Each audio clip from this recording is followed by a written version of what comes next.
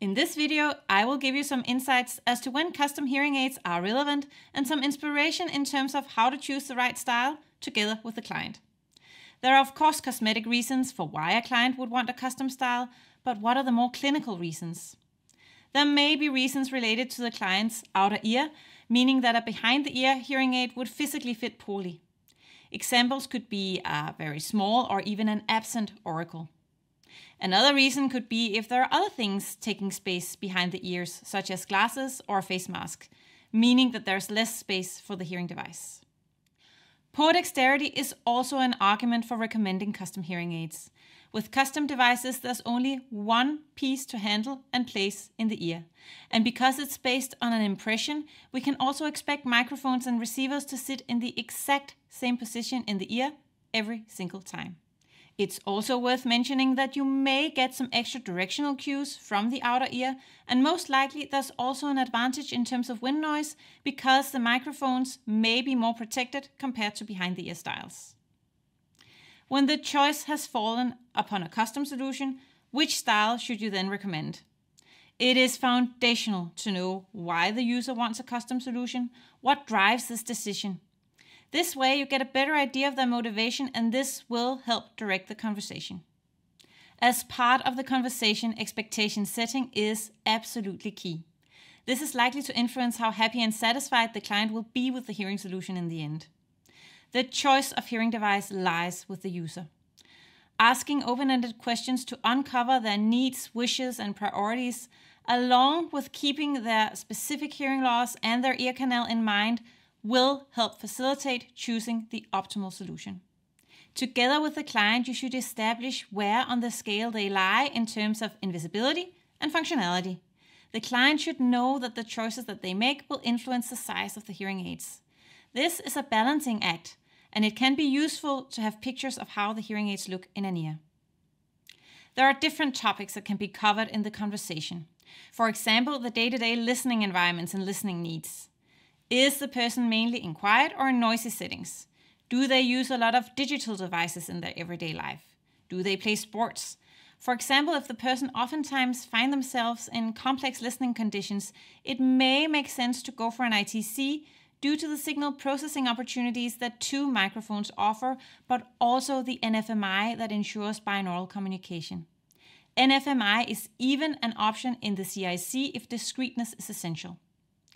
While talking about everyday listening, you can ask about whether the person attends places of worship, theaters, cinemas, or other places where a telecoil might be relevant, or if they have been used to having a telecoil in the past. Telecoil and 2.4 GHz cannot coexist in the same device, but that does not mean that the person cannot have the benefits of both technologies. A solution can be offering them a style that includes 2.4 GHz and supplement with an EduMic which provides telecoil functionality, allowing the client to connect to teleloop systems, and this way he or she gets the best of both worlds. If the person oftentimes uses a smartphone, it's relevant to uncover how they use it and what for. Is it mainly for calling friends and family, or is it also for streaming? And maybe the client is used to controlling other devices with their phone, such as the house alarm system.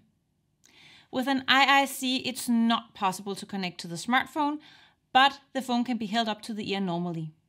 However, if the person is used to using Bluetooth devices and would like to use the hearing aids with their phone, a style with 2.4 GHz is something to consider.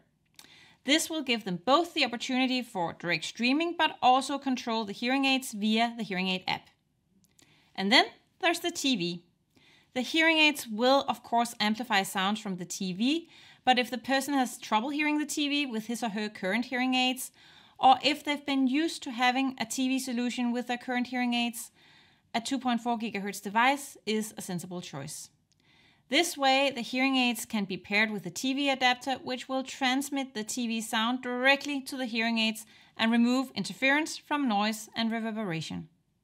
One thing is the hearing needs in everyday life, but there are also needs in terms of device handling and wishes in terms of appearance.